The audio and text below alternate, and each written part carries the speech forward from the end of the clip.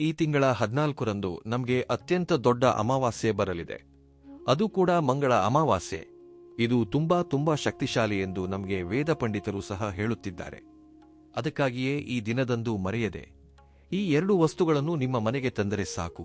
ಕುಳಿತು ತಿಂದರೂ ಕರಗದಷ್ಟು ಆಸ್ತಿ ಬಂದು ಬೀಳುತ್ತದೆ. ನಿಮ್ಮ ಜೀವನವೇ ಬದಲಾಗುತ್ತದೆ. ಈ ವಸ್ತುಗಳಿಂದಾಗಿ ನಿಮಗೆ ಅಪಾರವಾದ ಅದೃಷ್ಟವೂ ಒಲಿಯುತ್ತದೆ. ಅದೇನಪ್ಪಾ ಎಂದರೆ ಲಕ್ಷ್ಮೀದೇವಿಯ ಅನುಗ್ರಹವೂ ಲಭಿಸುತ್ತದೆ ಎಂದು ಹೇಳಬಹುದು. ಅದಕ್ಕಾಗಿಯೇ ಮರೆಯದೆ ಈ ಅಮಾವಾಸ್ಯೆಯ ದಿನದಂದು ಖಂಡಿತವಾಗಿಯೂ ನೆನಪಿನಲ್ಲಿಟ್ಟುಕೊಳ್ಳಿ. ಈ 2 ವಸ್ತುಗಳನ್ನು ನಿಮ್ಮ ಮನೆಗೆ ತನ್ನಿ. ಈ ವಸ್ತುಗಳು ಬಹುಮಟ್ಟಿಗೆ ಮಂಗಳಕರವಾದ ವಸ್ತುಗಳು, ಅಷ್ಟೇ ಅಲ್ಲದೆ ಶುಭಕರವಾದ ವಸ್ತುಗಳು ಎಂದೇ ಹೇಳಬಹುದು. ಈ ವಸ್ತುಗಳಿಂದಾಗಿ ನಮ್ಮ ಜೀವನವೇ ಬದಲಾಗುತ್ತದೆ ಎಂದು ಪುರಾಣ ಗ್ರಂಥಗಳಲ್ಲಿ ಹೇಳಲಾಗಿದೆ. ಆದ್ದರಿಂದ ನೀವು ಈ ಅಮಾವಾಸ್ಯೆಯ ದಿನ ಮರೆಯದೆ ನೆನಪಿನಲ್ಲಿಟ್ಟುಕೊಂಡು ಈ ವಸ್ತುಗಳನ್ನು ತನ್ನಿ. ಸಾಮಾನ್ಯವಾಗಿ ನಮಗೆ ಪ್ರತಿ ತಿಂಗಳು ಅಮಾವಾಸ್ಯೆ ಬಂದೇ ಬರುತ್ತದೆ ಅಲ್ವಾ? ಯಾವುದರ ಶಕ್ತಿ ಅದಕ್ಕಿರುತ್ತದೆ. ಅಮಾವಾಸ್ಯೆ ಕೆಲವು ಬಾರಿ ಏನಪ್ಪಾ ಎಂದರೆ ಅತ್ಯಂತ ಶಕ್ತಿಯೊಂದಿಗೆ ಬರುತ್ತದೆ. ಕೆಲವು ಬಾರಿ ಇಂದ್ರಿಯಗಳಿಗೆ ನಿಲುಕದ ಅದ್ಭುತ ಶಕ್ತಿಗಳೊಂದಿಗೆ ಬರುತ್ತದೆ. ಕೆಲವು ಬಾರಿ ಏನಪ್ಪಾ ಅಂದರೆ ಕಳೆದ ಅಮಾವಾಸ್ಯೆ ನಮಗೆ ಸಾಮಾನ್ಯವಾಗಿ ಹೇಳಬೇಕೆಂದರೆ ಸ್ವಲ್ಪ ಅತ್ಯಂತ ಶಕ್ತಿಶಾಲಿಯಾಗಿಯೂ ಬರುತ್ತದೆ. ಹೇಗೆ ಅಮಾವಾಸ್ಯೆ ಬಂದರೂ ಸಹ ಅದಕ್ಕೆ ತುಂಬಾ ಶಕ್ತಿ ಇರುತ್ತದೆ.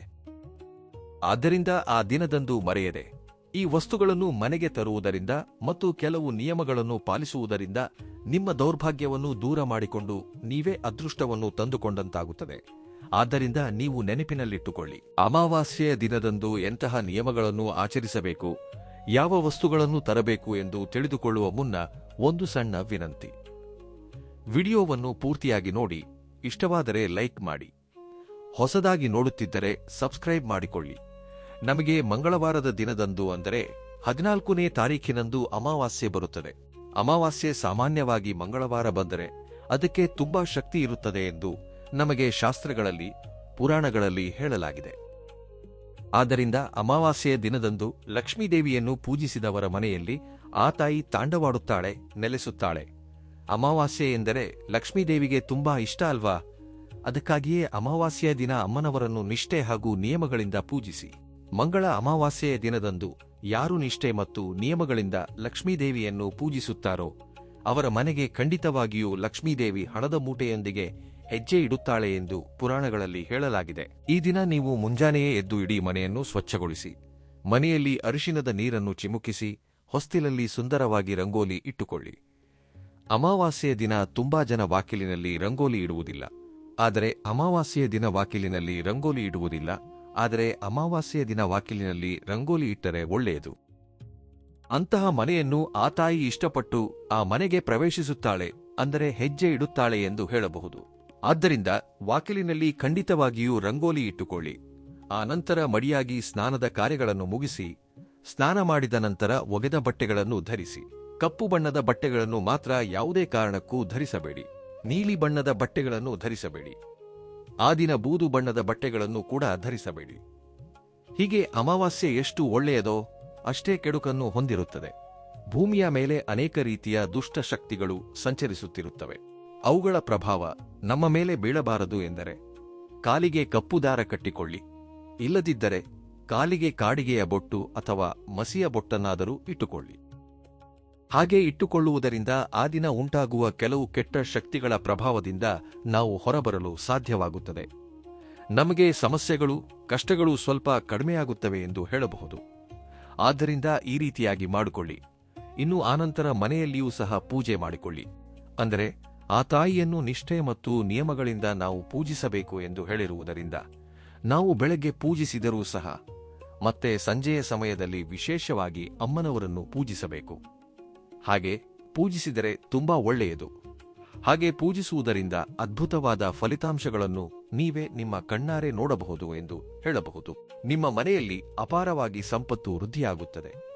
ಆದ್ದರಿಂದ ಹೀಗೆ ಪೂಜೆ ಮಾಡಿಕೊಂಡು ಆ ನಂತರ ಈ 2 ವಸ್ತುಗಳನ್ನು ತನ್ನಿ.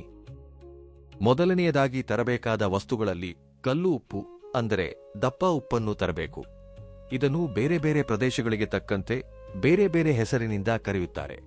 ಆದ್ದರಿಂದ ಒಂದು 10 ರೂಪಾಯಿ ನೀಡಿ ಯಾರು ಉಪ್ಪಿನ ಪ್ಯಾಕೆಟ್ ಕೊಂಡು ಮನೆಗೆ ತರುತ್ತಾರೋ ಅಂತಹವರ ಜೀವನವೇ ಬದಲಾಗುತ್ತದೆ ಎಂದು ಶಾಸ್ತ್ರಗಳಲ್ಲಿ ಹೇಳಲಾಗಿದೆ. ಉಪ್ಪು ಲಕ್ಷ್ಮೀದೇವಿಯ ತವರು ಮನೆಯಿಂದ ಇದಕ್ಕೆ ಶಕ್ತಿ ಹೆಚ್ಚಾಗಿರುತ್ತದೆ.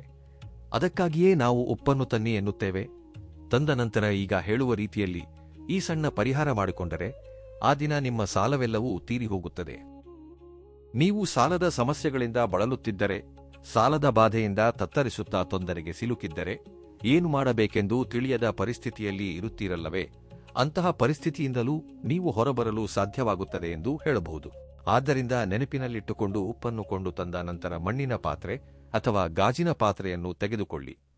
ಹಾಗೆ ತೆಗೆದುಕೊಂಡ ನಂತರ ಅದರಲ್ಲಿ 1 ಹಿಡಿಯಷ್ಟು ಉಪ್ಪನ್ನು ಹಾಕಿ, ಅರ್ಧ ಚಮಚ ಕುಂಕುಮ, ಅರ್ಧ ಚಮಚ ಅರಿಶಿನ, ಆನಂತರ 1 ಚಮಚ ಸಾಸಿವೆ ಹಾಕಿ, ಅದರ ಜೊತೆಗೆ 1 ರೂಪಾಯಿಯ ನಾಣ್ಯವನ್ನು ಇಟ್ಟು ಚಂದವಾಗಿ ಸಂಕಲ್ಪ ಮಾಡಿಕೊಳ್ಳಿ. ನಮ್ಮ ಸಾಲಗಳೆಲ್ಲ ತೀರಬೇಕು, ಸಾಲದ ಸಮಸ್ಯೆಗಳು ದೂರವಾಗಬೇಕು, ಸಾಲದ ಬಾಧೆಯಿಂದ ನಾವು ಹೊರಬರಬೇಕು.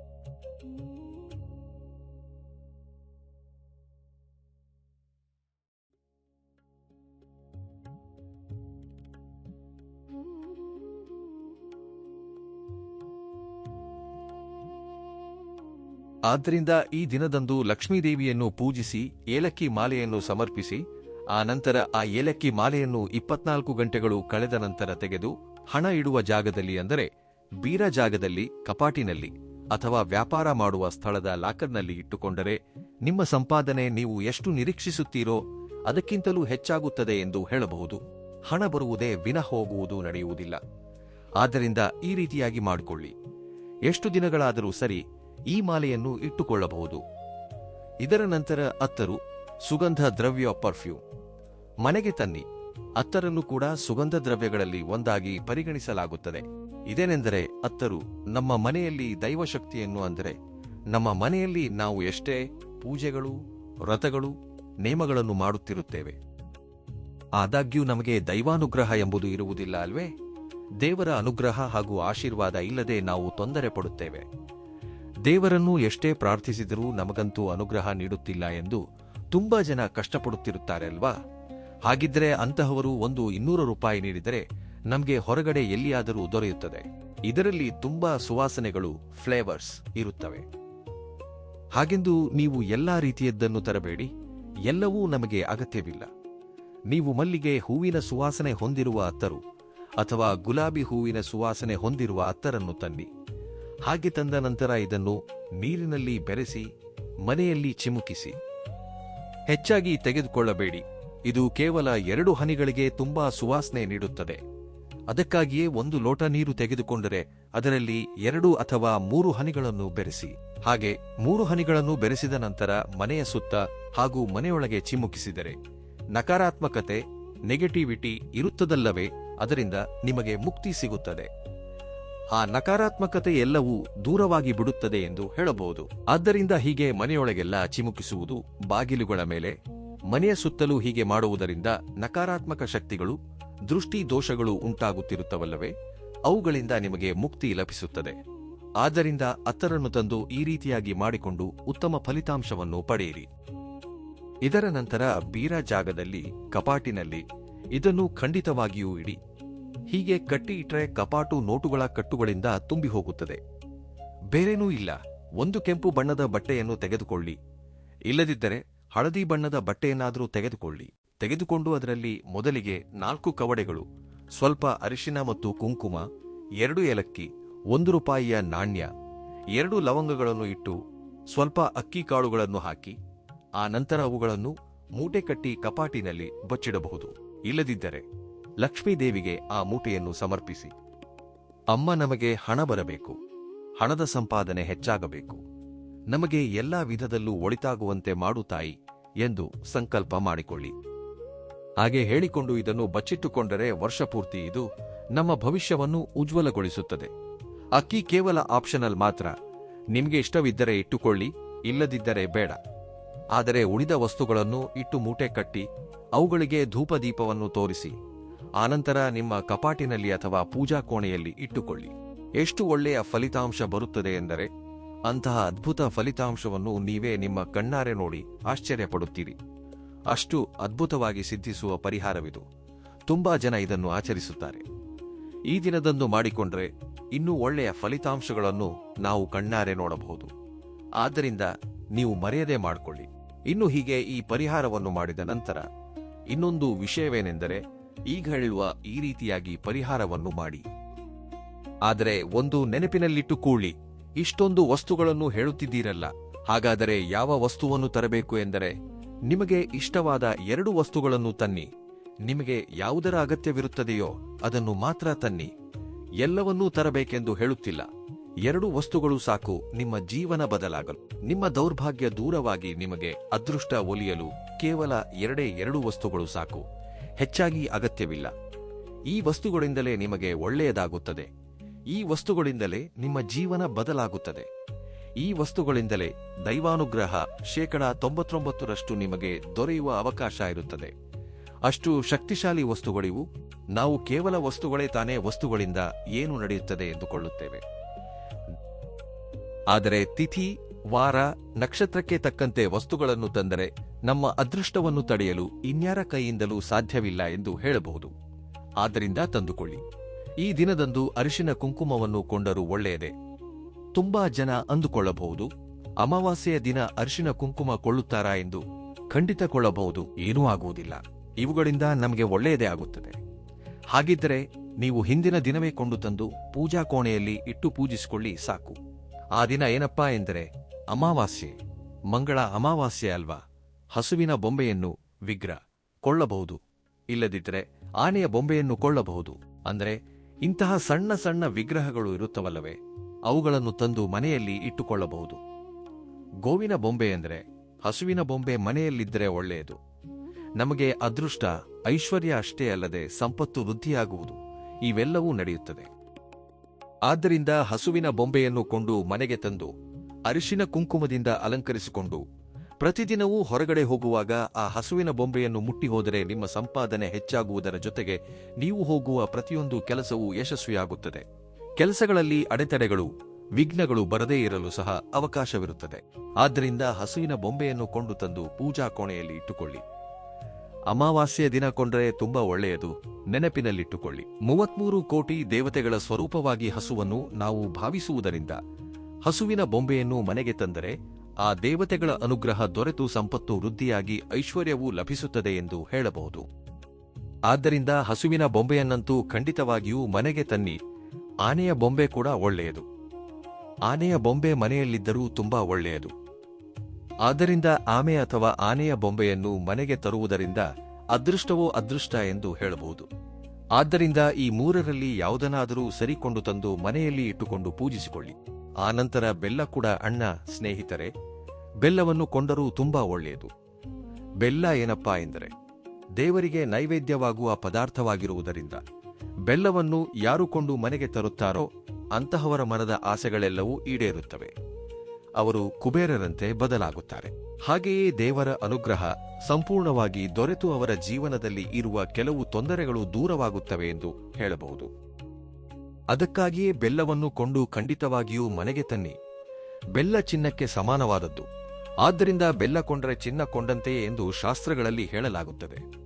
ಅಮಾವಾಸ್ಯೆಯ ದಿನದಂದು ವಿಶೇಷವಾಗಿ ಬೆಲ್ಲ ಕೊಂಡವರ ಮನೆಯಲ್ಲಿ ಲಕ್ಷ್ಮೀದೇವಿ ನೆಲೆಸುತ್ತಾಳೆ. ಬೆಲ್ಲ ಕೊಂಡು ತಂದ ನಂತರ ಆ ಬೆಲ್ಲದ ಮೇಲೆ ಎಂದರೆ ಅಚ್ಚು ಬೆಲ್ಲ ಸಿಗುತ್ತದಲ್ಲವೇ, 30 ರೂಪಾಯಿ ನೀಡಿದರೆ ಅಂತಹ ಬೆಲ್ಲವನ್ನು ಕೊಂಡು ತಂದು ಅದರ ಮೇಲೆ ನೆನಪಿನಲ್ಲಿಟ್ಟುಕೊಳ್ಳಿ. ಆ ಬೆಲ್ಲದ ಮೇಲೆ ನಿಮಗೆ ಭೂಲಾಭ ಉಂಟಾಗಬೇಕು, ಚಿನ್ನ ಕೊಳ್ಳಬೇಕು, ಇಲ್ಲದಿದ್ದರೆ ಗೃಹಲಾಭ ಮನೆ ಉಂಟಾಗಬೇಕು ಎಂದು ಬರೆದು ನೆನಪಿನಲ್ಲಿಟ್ಟುಕೊಳ್ಳಿ. ಜನರು ಕಡಿಮೆ ಓಡಾಡುವ ಪ್ರದೇಶ ಅಥವಾ ಅರಳಿ ಮರ, ಆಲದ ಮರ ಇಲ್ಲವೇ ಬೇವಿನ ಮರ, ಹತ್ತಿರದಲ್ಲಿ ಯಾವ ಮರಗಳಿದ್ದರೆ ಆ ಮರಗಳ ಬಳಿಗೆ ಹೋಗಿ ಇವುಗಳನ್ನು ಸಹ ದೇವತಾ ವೃಕ್ಷಗಳೆಂದು ಪರಿಗಣಿಸುವುದರಿಂದ ಈ ವೃಕ್ಷಗಳ ಬಳಿಗೆ ಹೋಗಿ ಅಲ್ಲಿ ಬೆಲ್ಲ ಹಿಡಿಸುವಷ್ಟರ ಮಟ್ಟಿಗೆ ಹಳ್ಳವನ್ನು ಗುಂಡಿ ತೋಡಿ ನಮಸ್ಕಾರ ಮಾಡಿಕೊಂಡು ಒಳ್ಳೆಯದಕ್ಕಾಗಿ ಮಾಡುತ್ತಿದ್ದೇವೆ, ಒಳ್ಳೆಯದೇ ಆಗಬೇಕು ಎಂದು ಸಂಕಲ್ಪ ಮಾಡಿಕೊಂಡು ಆನಂತರ ಒಂದು ನೆನಪಿನಲ್ಲಿಟ್ಟುಕೊಳ್ಳಿ. ಆ ಬೆಲ್ಲವನ್ನು ಅದರಲ್ಲಿ ಅಂದರೆ ನೀವು ಎಷ್ಟು ಹಳ್ಳವನ್ನು ತೋಡಿದ್ದೀರೋ ಆ ಹಳ್ಳದಲ್ಲಿ ಇಟ್ಟು ಮೇಲಿಂದ ಮಣ್ಣನ್ನು ಮುಚ್ಚಿ ಒಂದು ಬಾರಿ ನಮಸ್ಕಾರ ಮಾಡಿಕೊಂಡು ಹಿಂದೆ ತಿರುಗಿ ನೋಡದೆ ಹೊರಟು ಹೋಗಿ. ಈ ರೀತಿಯಾಗಿ ಮಾಡುವುದರಿಂದ ನಿಮಗೆ ಖಂಡಿತವಾಗಿಯೂ ಬದಲಾವಣೆ ಇರುತ್ತದೆ. ಕೆಲವು ಜನ ಮಧ್ಯದಲ್ಲೇ ಮನೆ ಕಟ್ಟುವುದನ್ನು ನಿಲ್ಲಿಸಿರುತ್ತಾರೆ. ಅದೇನೆಂದರೆ ಪೂರ್ತಿಯಾಗಿ ಮುಗಿದಿರುವುದಿಲ್ಲ. ಅಂತಹವರಿಗೂ ಸಹ ಫಲಿತಾಂಶ ದೊರೆಯುತ್ತದೆ. ಅಷ್ಟೇ ಅಲ್ಲದೆ ಮನೆ ಕಟ್ಟುವುದು, ಹಣ ಬರುವುದು, ಯಾವುದೋ ಒಂದು ರೀತಿಯಲ್ಲಿ ಹಣ ಆಕರ್ಷಿತವಾಗುವುದು ಇವೆಲ್ಲವೂ ನಡೆಯುತ್ತದೆ. ಆದ್ದರಿಂದ ನೀವು ನೆನಪಿನಲ್ಲಿಟ್ಟುಕೊಳ್ಳಿ. ಈ ಪರಿಹಾರವನ್ನು ಅಮಾವಾಸ್ಯೆಯ ದಿನ ಅಂದರೆ ತಿಥಿ, ವಾರ, ನಕ್ಷತ್ರವೆಲ್ಲವೂ ಚೆನ್ನಾಗಿರುವುದರಿಂದ ಮಾಡಿಕೊಳ್ಳಿ. ಕೇವಲ ಬೆಲ್ಲ ತಾನೆ ಎಂದು ಅಲಕ್ಷ್ಯ ಮಾಡಬೇಡಿ. ಬೆಲ್ಲ ಅತ್ಯಂತ ಶುದ್ಧವಾದದ್ದು, ಅತ್ಯಂತ ಶಕ್ತಿಶಾಲಿಯಾದದ್ದು. ದೇವರಿಗೆ ನೈವೇದ್ಯವಾಗುವ ಪದಾರ್ಥವಾಗಿ ಪರಿಗಣಿಸುತ್ತೇವೆ. ಬೆಲ್ಲದಿಂದ ಮಾಡಿಕೊಳ್ಳುವ ಕೆಲಸಗಳು, ಪರಿಹಾರಗಳೆಲ್ಲವೂ ನಮಗೆ ಫಲ ನೀಡುತ್ತವೆ ಎಂದು ಪುರಾಣ ಗ್ರಂಥಗಳಲ್ಲಿ ಹೇಳಲಾಗಿದೆ. ಆದ್ದರಿಂದ ಯಾರು ಪರಿಪೂರ್ಣ ನಂಬಿಕೆಯಿಂದ ಬೆಲ್ಲದ ಪರಿಹಾರವನ್ನು ಮಾಡುತ್ತಾರೋ ಮಾಡಿದವರಿಗೆ 3 ತಿಂಗಳು ಕಳೆಯುವುದರೊಳಗಾಗಿ ಸಾಲದ ಸಮಸ್ಯೆಗಳು ದೂರವಾಗುತ್ತವೆ, ಆರ್ಥಿಕ ಪರಿಸ್ಥಿತಿಗಳು ಸುಧಾರಿಸುತ್ತವೆ. ಅಂದರೆ ಭೂಲಾಭ ಉಂಟಾಗುವುದು, ಗೃಹಲಾಭ ಉಂಟಾಗುವುದು, ಚಿನ್ನ ಖರೀದಿ ಮಾಡುವುದು ಇವೆಲ್ಲವೂ ನಡೆಯುತ್ತದೆ. ಇವೆಲ್ಲವುಗಳಿಂದಲೂ ನಿಮಗೆ ಮುಕ್ತಿ ದೊರೆಯುತ್ತದೆ ಎಂದು ಹೇಳಬಹುದು. ಆದ್ದರಿಂದ ಎಷ್ಟು ನಂಬಿಕೆಯಿಂದ ಮಾಡುತ್ತೀರೋ, ಎಷ್ಟು ಚಂದವಾಗಿ ನೀವು ಆಚರಿಸುತ್ತೀರೋ, ಎಷ್ಟು ಚಂದವಾಗಿ ಅನುಸರಿಸುತ್ತೀರೋ ಅದಕ್ಕೆ ತಕ್ಕಂತೆ ಫಲಿತಾಂಶಗಳು ಕೂಡ ಇರುತ್ತವೆ ಎಂದು ಹೇಳಬಹುದು. ಆದ್ದರಿಂದ ಮಂಗಳ ಅಮಾವಾಸ್ಯೆಯ ದಿನದಂದು ಬೆಳಗ್ಗೆ ಅಥವಾ ಸಂಜೆ ಮಾಡಿಕೊಳ್ಳಿ ಸಾಕು. ಬೆಲ್ಲವೇ ತಾನೇ ಅಂದುಕೊಳ್ಳಬೇಡಿ. ಬೆಲ್ಲದಿಂದ ತುಂಬಾ ಅದ್ಭುತವಾದ ಫಲಿತಾಂಶಗಳು ಬರುತ್ತವೆ. ಇಂತಹ ಬೆಲ್ಲದ ಪರಿಹಾರವನ್ನು ಖಂಡಿತವಾಗಿಯೂ ಮಾಡಿಕೊಂಡು ಲಕ್ಷ್ಮೀದೇವಿಯ ಅನುಗ್ರಹಕ್ಕೆ ಪಾತ್ರರಾಗಿ. ಅದೇ ದಿನದಂದು ಅರಿಶಿನವನ್ನು ಕೊಂಡರೂ ತುಂಬಾ ಒಳ್ಳೆಯದು. ಅರಿಶಿನ ಮಂಗಳಕರವಾದದ್ದು, ಶುಭಕರವಾದದ್ದು, ಶುಭವನ್ನು ಸೂಚಿಸುತ್ತದೆ, ಅಶುಭವನ್ನು ದೂರ ಮಾಡುತ್ತದೆ. ಆದ್ದರಿಂದ ಅರಿಶಿನದ ಪ್ಯಾಕೆಟ್ 10 ರೂಪಾಯಿ ನೀಡಿದರೆ ಸಿಗುತ್ತದೆ. ದೊಡ್ಡದಾಗಿ ಕಷ್ಟಪಡಬೇಕಾದ ಅಗತ್ಯವೂ ಇಲ್ಲ ನೋಡಿ. ಅರಿಶಿನವನ್ನು ಕೊಂಡು ತಂದು ಆ ಅರಿಶಿನದಿಂದ ನೀವು ಅಮ್ಮನವರನ್ನು ಪೂಜಿಸಿ. ಅಂದರೆ ಧನದ ಅಧಿದೇವತೆ ಲಕ್ಷ್ಮೀದೇವಿ ಆಗಿರುವುದರಿಂದ ಅರಿಶಿನವನ್ನು ಕೊಂಡು ತಂದು ಆ ತಾಯಿಯನ್ನು ಪೂಜಿಸಿ ಅದೇ ಅರಿಶಿನವನ್ನು ನಾವು ಮತ್ತೆ ಪೂಜೆಗಾಗಿ ಬಳಸಿದರೆ ನಮಗೆ ತುಂಬಾ ಒಳಿತಾಗುತ್ತದೆ, ಲಕ್ಷ್ಮೀದೇವಿಯ ಅನುಗ್ರಹವೂ ಲಭಿಸುತ್ತದೆ. ಆದ್ದರಿಂದ ಈ ರೀತಿಯಾಗಿ ಮಾಡಿ.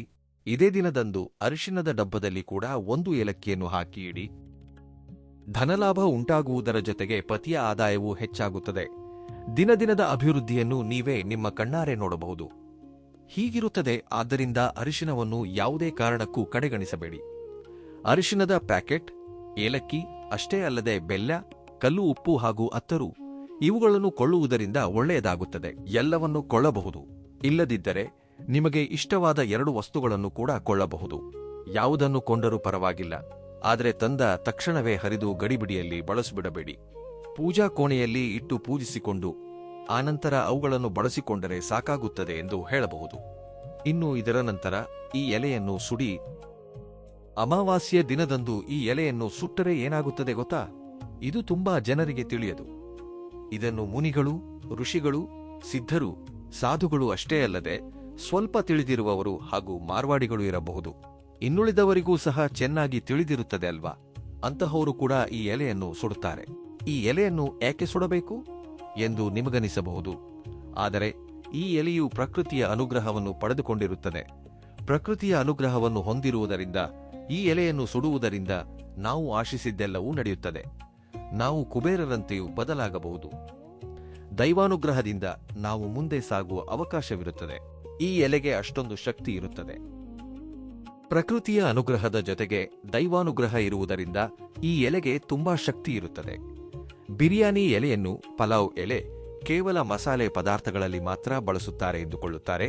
ಆದರೆ ಇದು ಕೇವಲ ಮಸಾಲೆ ಪದಾರ್ಥಗಳಲ್ಲಿ ಮಾತ್ರವಲ್ಲ, ನಾವು ಪರಿಹಾರಗಳ ರೂಪದಲ್ಲಿಯೂ ಬಳಸಬಹುದು.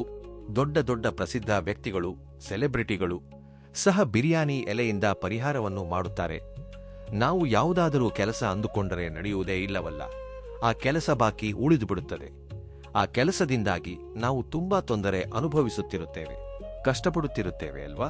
ಹೇಗಾದರೂ ಸರಿ, ಈ ಕೆಲಸ ನಡೆಯಬೇಕು, ಈ ಕೆಲಸ ನಡೆದರೆ ಚೆನ್ನಾಗಿರುತ್ತಿತ್ತು, ಈ ಕೆಲಸ ನಡೆಯುತ್ತಿಲ್ಲ ಎಂದುಕೊಳ್ಳುವವರು ಏನು ಮಾಡಬೇಕು ಎಂದರೆ, ಒಂದು ನೆನಪಿನಲ್ಲಿಟ್ಟುಕೊಳ್ಳಿ, ನೀವು ಅಂದುಕೊಂಡ ಕೆಲಸ ನಡೆಯಬೇಕೆಂದರೂ ಅಂದುಕೊಂಡಂತೆ, ನಿಮ್ಮ ಜೀವನ ಇರಬೇಕೆಂದರೂ ಅಂದುಕೊಂಡಂತೆ ನಿಮ್ಮ ಜೀವನ ಇರಬೇಕೆಂದರೂ ಯಾವ ಕೆಲಸ ಅಂದುಕೊಳ್ಳುತ್ತಿದ್ದೀರೋ ಆ ಕೆಲಸ ಕೆಟ್ಟು ಹೋಗಬಾರದು, ಮಧ್ಯದಲ್ಲಿ ಬಾಕಿ ಉಳಿಯಬಾರದು, ಆ ಕೆಲಸದಿಂದ ನಿಮಗೆ ನಷ್ಟ ಉಂಟಾಗಬಾರದು, ಆ ಕೆಲಸದಿಂದ ಲಾಭ ಉಂಟಾಗಬೇಕು ಎಂದು ನೀವು ಸಂಕಲ್ಪ ಮಾಡಿಕೊಂಡು ಏನು ಮಾಡಬೇಕು ಎಂದರೆ, ಒಂದು ಬಿರಿಯಾನಿ ಎಲೆಯನ್ನು ತೆಗೆದುಕೊಳ್ಳಿ. ಹೀಗೆ ಒಂದು ನೆನಪಿನಲ್ಲಿಟ್ಟುಕೊಳ್ಳಿ, ಬಿರಿಯಾನಿ ಎಲೆಯನ್ನು ತೆಗೆದುಕೊಳ್ಳಿ. ಅದು ಎಲ್ಲೂ ಕೂಡ ಹರಿದಿರಬಾರದು, ತೂತುಗಳು ಇರಬಾರದು, ಚಂದವಾಗಿ ಹೊಳೆಯುತ್ತಿರಬೇಕು. ಹಾಗೆ ಎಲೆಯನ್ನು ತಂದ ನಂತರ ಆ ಎಲೆಯ ಮೇಲೆ ಕಪ್ಪು ಬಣ್ಣದ ಸ್ಕೆಚ್ ಪೆನ್ನಿಂದ ಅಥವಾ ಸಾಮಾನ್ಯವಾಗಿ ನಮ್ಮ ಬಳಿ ಇರುವ ಪೆನ್ನುಗಳಿಂದ, ಯಾವುದೇ ಪೆನ್ ಆದರೂ ಪರವಾಗಿಲ್ಲ, ಆದರೆ ಕಪ್ಪು ಬಣ್ಣದಿಂದ ಬರೆದರೆ ಒಳ್ಳೆಯದು ಎಂದು ಶಾಸ್ತ್ರಗಳಲ್ಲಿ ಹೇಳಲಾಗುತ್ತದೆ. ಆದ್ದರಿಂದ ಸ್ವಲ್ಪ ಕಪ್ಪು ಬಣ್ಣದ ಸ್ಕೆಚ್ ಪೆನ್ನಂತಹದ್ದನ್ನು ತೆಗೆದುಕೊಳ್ಳಿ. ತೆಗೆದುಕೊಂಡು ಅದರ ಮೇಲೆ ನೀವು ಯಾವ ಕೆಲಸ ಅಂದ್ಕೊಂಡರೆ ನಡೆಯುತ್ತಿಲ್ಲವೋ, ಯಾವ ಕೆಲಸದಿಂದ ನೀವು ತೊಂದರೆ ಅನುಭವಿಸುತ್ತಿದ್ದೀರೋ, ಯಾವ ಕೆಲಸದಿಂದ ನೀವು ತೊಂದರೆ ಅನುಭವಿಸುತ್ತಿದ್ದೀರೋ, ಯಾವ ಕೆಲಸ ನಡೆಯಬೇಕೆಂದು ನೀವು ಬಯಸುತ್ತೀರೋ ಆ ಕೆಲಸದ ಬಗ್ಗೆ ಖಂಡಿತವಾಗಿಯೂ ಅದರ ಮೇಲೆ ಬರೆಯಿರಿ. ಅಂದರೆ ಆ ಕೆಲಸದ ಬಗ್ಗೆ ಕೇವಲ ಆ ಒಂದನ್ನು ಬರೆದರೆ ಸಾಕು, ಇನ್ನು ನೀವು ಹೆಚ್ಚಾಗಿ ಏನು ಮಾಡಬೇಕಾದ ಅಗತ್ಯವಿಲ್ಲ. ಆ ಕೆಲಸದ ಬಗ್ಗೆ ಬರೆದ ನಂತರ ಅದನ್ನು ಏನು ಮಾಡಬೇಕು ಎಂದರೆ, ಸಿಂಕ್ ಹತ್ತಿರ, ಅಂದರೆ ಸಿಂಕ್ಗಳು ಇರುತ್ತವಲ್ಲ, ನಮಗೆ ಪಾತ್ರೆ ತೊಳೆಯುವ ಜಾಗ ಇರುತ್ತದಲ್ಲವೇ, ವಾಶ್ ಏರಿಯಾ ಎನ್ನುತ್ತೇವಲ್ಲ, ನಾವು ಅಲ್ಲಿ ಆಗ್ಬಹುದು ಅಥವಾ ನಿಮ್ಮ ಮನೆಯ ಸಿಂಕ್ನಲ್ಲಿ ಆಗ್ಬಹುದು. ಎಲೆಯನ್ನು ತಕ್ಷಣವೇ ಹಾಗೆ ಬರೆದು ಸುಡಬೇಕು. ಅದು ತಕ್ಷಣವೇ ಸುಟ್ಟು ಹೋಗುತ್ತದೆ, ಕೆಲವೇ ಸೆಕೆಂಡುಗಳಲ್ಲಿ ಬೂದಿಯಾಗಿ ಬಿಡುತ್ತದೆ. ಹಾಗೆ ಆದ ಈ ಎಲೆಯ ಬೂದಿಯನ್ನು ಸಿಂಕ್ನಲ್ಲಿ ಹಾಕಿ ನೀರನ್ನು ಸುರಿಯಿರಿ. ವಾಶ್ ಏರಿಯಾ ಆಗಿದ್ದರೆ ಅಲ್ಲಿ ಹಾಕಿ ನೀರನ್ನು ಸುರಿದು ಬಿಡಿ. ಹಾಗೆ ಸುರಿದು ನೀವು ಅಂದುಕೊಂಡ ಕೆಲಸವನ್ನು ಹೇಳಿಕೊಳ್ಳುತ್ತಾ ಸುಡಬೇಕು. ಅದರ ಮೇಲೆ ಬರೆಯುವುದು ಮಾತ್ರವಲ್ಲ, ನೀವು ಅಂದುಕೊಂಡ ಕೆಲಸವನ್ನು ಹೇಳಿಕೊಳ್ಳುತ್ತಾ ಸುಟ್ಟುಬಿಡಿ. ಹಾಗೆ ಸುಡುವುದರಿಂದ ನೋಡಿ ಎಷ್ಟು ಒಳ್ಳೆಯ ಫಲಿತಾಂಶ ಬರುತ್ತದೆ ಎಂಬುದನ್ನು ನೀವೇ ನಿಮ್ಮ ಕಣ್ಣಾರೆ ನೋಡಿ ಆಶ್ಚರ್ಯಪಡುತ್ತೀರಿ. ಇದು ತುಂಬಾ ಶಕ್ತಿಶಾಲಿಯಾದ ಪರಿಹಾರವಾಗಿದೆ. ತಿಥಿ, ವಾರ, ನಕ್ಷತ್ರವೆಲ್ಲವೂ ಚೆನ್ನಾಗಿರುವುದರಿಂದ ನಿಮಗೆ ಒಳ್ಳೆಯದಾಗಬೇಕೆಂದರು, ನೀವು ಅಂದುಕೊಂಡ ಕೆಲಸಗಳು ನಡೆದೇ ತೀರಬೇಕೆಂದರು, ಕೆಲಸಗಳು ಬಾಕಿ ಇರಬಾರದು, ಕೆಲಸಗಳಿಂದ ನಾವು ತೊಂದರೆ ಪಡಬಾರದು ಅಂದುಕೊಳ್ಳುವವರಿಗಂತೂ ಇದು ಅತ್ಯುತ್ತಮವಾಗಿ ಕೆಲಸ ಮಾಡುವ ಪರಿಹಾರವಾಗಿದೆ. ತಿಥಿ, ವಾರ, ನಕ್ಷತ್ರಕ್ಕೆ ತಕ್ಕಂತೆ ಈ ಪರಿಹಾರವನ್ನು ಯಾರು ಪರಿಪೂರ್ಣ ನಂಬಿಕೆಯಿಂದ ಮಾಡಿಕೊಳ್ಳುತ್ತಾರೋ ಅಂತಹವರ ಜೀವನವೇ ಬದಲಾಗಿ ಬಿಡುತ್ತದೆ. ಅವರು ಅಂದುಕೊಂಡ ಕೆಲಸವೂ ಸಹ, ಅಂದರೆ ಎಲೆಯ ಮೇಲೆ ಬರೆದು ಸುಟ್ಟ ನಂತರ 48 ಗಂಟೆಗಳಲ್ಲಿ ಆ ಕೆಲಸಕ್ಕೆ ಸಂಬಂಧಿಸಿದ ಸುದ್ದಿ ನಿಮಗೆ ತಲುಪುತ್ತದೆ. ನಡೆಯುತ್ತದೋ ಇಲ್ಲವೋ ಎಂಬುದು ತಿಳಿದು ಹೋಗುತ್ತದೆ. ಆದ್ದರಿಂದ ನೀವು ಇಂತಹ ನಂಬಿಕೆಯಿಂದ ಇದನ್ನು ಪಾಲಿಸಿ.